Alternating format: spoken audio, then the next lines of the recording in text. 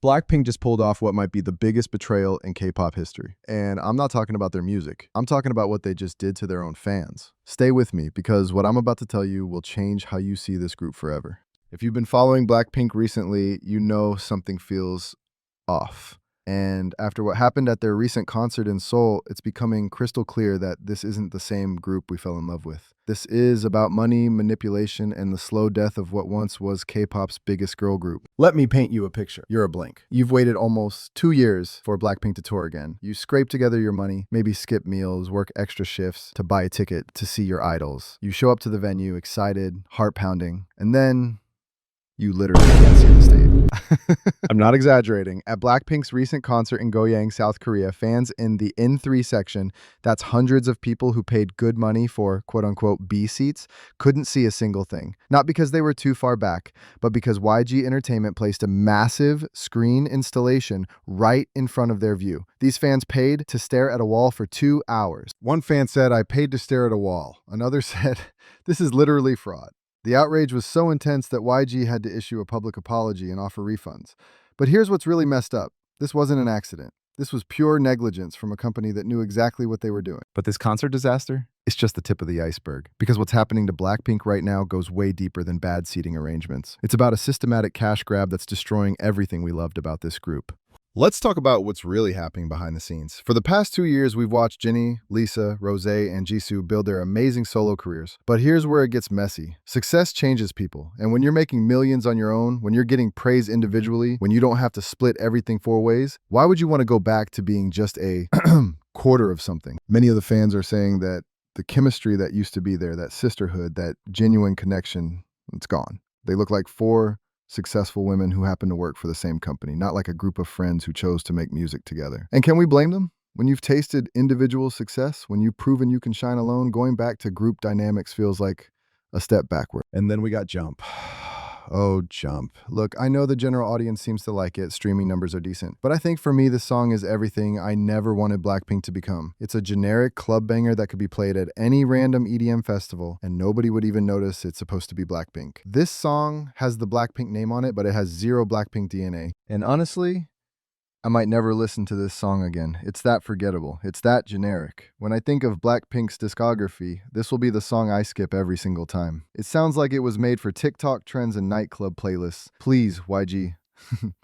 Hire better creatives, bro. And oh my god, don't even get me started on the music video. Reddit users are having a field day roasting this thing. The video has been hit with scathing criticism, with people calling it bizarre and saying it turned out to be unexpectedly underwhelming. Some felt as if there was minimal effort put into the concept and that the quality was underwhelming. The AI usage in the MV is crazy. It's literally unwatchable. CGI would never ever look the way some of those backgrounds look.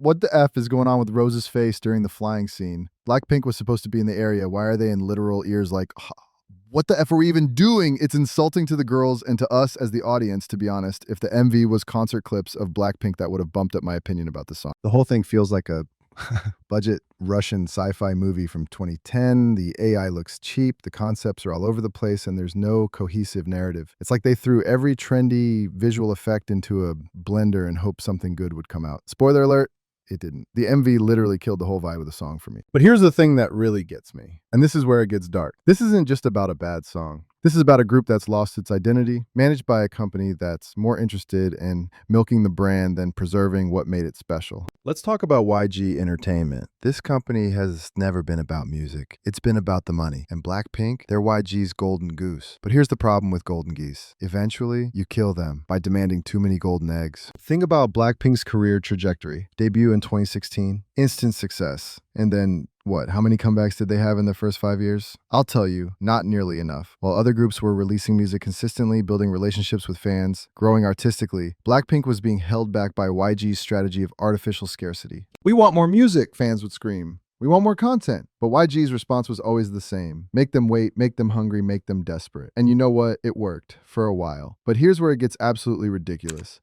Blinks are literally out here streaming dance practice videos like their new comebacks. Let me put this in perspective. Blackpink's Kill This Love dance practice video has 532 million views.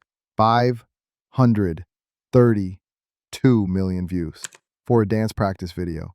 Meanwhile, other groups are releasing full albums, documentaries, variety show appearances, And here we are celebrating the fact that we got to see them dance in a practice room. And this is exactly why YG doesn't feel pressured to give us actual content. Why would they create a full meal when you're perfectly happy surviving on crumbs? You're literally proving to them that you'll take whatever they give you and be grateful for it. But now YG is in trouble. The company's been struggling financially, other groups are outperforming them, and suddenly Blackpink is being pushed to tour, to release music for what? Yup, to generate revenue. When they announced this world tour, the response wasn't excitement, it was confusion. Why now? Fans asked. Where's the new album? Why are they touring without proper preparation? And that's when it hit me. This isn't about giving fans what they want. This is about squeezing every last drop out of a dying brand. Let's talk about what happened at those Seoul concerts. Fans were just angry about the seating. They were angry about the set list. You know what Blackpink performed? The same songs they've been performing for years. The same choreography, the same outfits, the same everything. Fans are saying that it's the same old songs from the In Your Area tour and that aside from the solos, this is literally just a repeat of Born Pink. Think about that. You're paying premium prices for recycled content. Compare that to other groups who regularly update their set lists, who create new arrangements of their songs, who give fans something fresh even when performing older material. Blackpink is literally phoning it in. And the worst part? They know they can get away with it. They know Blinks will show up regardless. They know fans will pay whatever they charge. But the performances and energy of Blackpink in this tour are really praiseworthy. I bet if the girls were given time to really prepare for the tour and the comeback, they would be more energetic. But YG isn't patient enough. We're seeing something that's never happened before in the Blackpink fandom: division. Blinks are splitting into camps. There are fans who only support certain members, fans who are calling for the group to disband, fans who are defending everything they do, and fans who are just tired. Many are saying that this happened because some members of Blackpink decided to name their own fandom instead of going with the original fandom name Blinks. The numbers don't lie either. Engagement is down.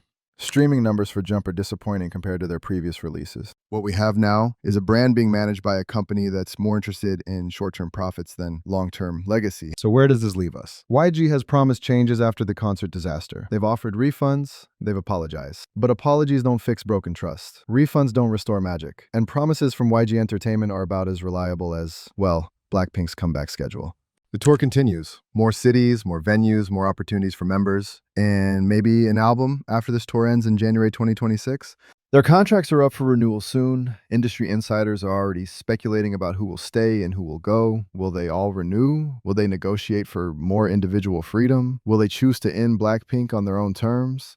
But this isn't just about Blackpink. This is about what happens when the music industry prioritizes profit over artistry. When companies treat artists like products instead of people. When fan loyalty is taken for granted instead of earned. But it also shows us what we should demand from our favorite groups: consistency, authenticity, respect for the fan base, growth without losing identity, individual success that strengthens rather than weakens the group dynamic. Everything that I have shared in this video are my opinions. I don't hate the girls, and I do love them enough to criticize where they are making mistakes. They deserve our honesty. They deserve to be held accountable when they fall short. They deserve to be called out when they take our loyalty for granted. Because that's what real fans do. They love authentically, which means they're honest about both the highs and the lows. If you want more honest takes on what's really happening in K-pop, not just the sugar-coated fan service that most channels give you, make sure to subscribe and hit that notification bell. We're going to keep having these real conversations about the groups we love. Thanks for watching, and I'll see you in the next video.